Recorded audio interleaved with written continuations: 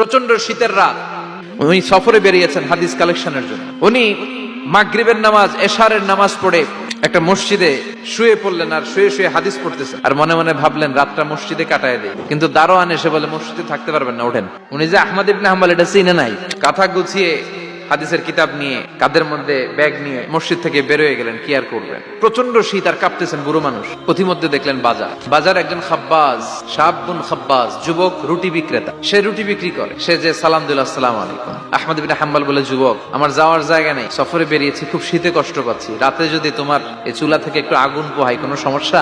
যুবক বলে, না না, সমস্যা না, আহলান ওয়া সাহলান, বসে আমতে আসেন আসেন, আপনি আগুন পোহাইলে আমার সমস্যা কি? আল্লাহ শুকরিয়া করে উনি বসলেন আর আগুন পোহাচ্ছেন। আর খেয়াল করলেন যুবক রুটি বানায় আর পরে আস্তাগফিরুল্লাহ, রুটির দলা বানায় পরে আস্তাগফিরুল্লাহ, খামির বানায় আর পরে আস্তাগফিরুল্লাহ, খালি এইটাই পড়তেছে। ইমাম আহমদ ইবনে হাম্বল তো অবাক, কিরে এটা আবার কেমন যুবক, খালি আস্তাগফিরুল্লাহ। উনি প্রশ্ন করলেন, যুবক, ঘটনা কি? আসার পর থেকেই তোমার দেখতেছি তুমি রুটি বানাও, রুটি বিক্রি করো আর পড়ো আস্তাগফিরুল্লাহ।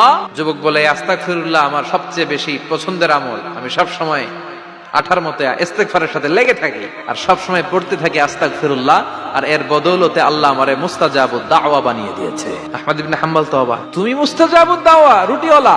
আমি এত বছর হাদিস পড়াই, আমিও তো মুস্তাজাবুদ দাওয়া না, তুমি দোয়া করলেই সব কবুল হয়ে যায়? যুবক বলে, না, আনা মুস্তাজাবুদ দাওয়া, আমি আমার জীবনে যত দোয়া করেছি কবুল করে নিয়েছে কে? সব দোয়া কবুল করে নিয়েছে আল্লাহ, একটা দোয়া ছাড়া। কি সেই দোয়া?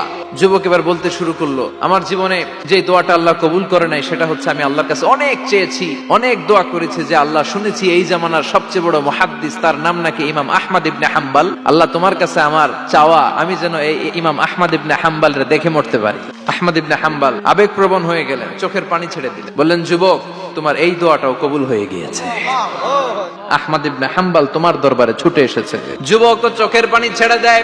যুবক চিৎকার মেরে ইমাম আহমদ ইবনে হাম্বলকে জড়িয়ে ধরে, হাতে হাত রেখে মুসাফা করে, কপালের মধ্যে চুমু খায়, আর আল্লাহর শুকরিয়া করে বলে, ও ইমাম, আসলে এই দোয়াটাও আল্লাহ আজকে কবুল করে নিল।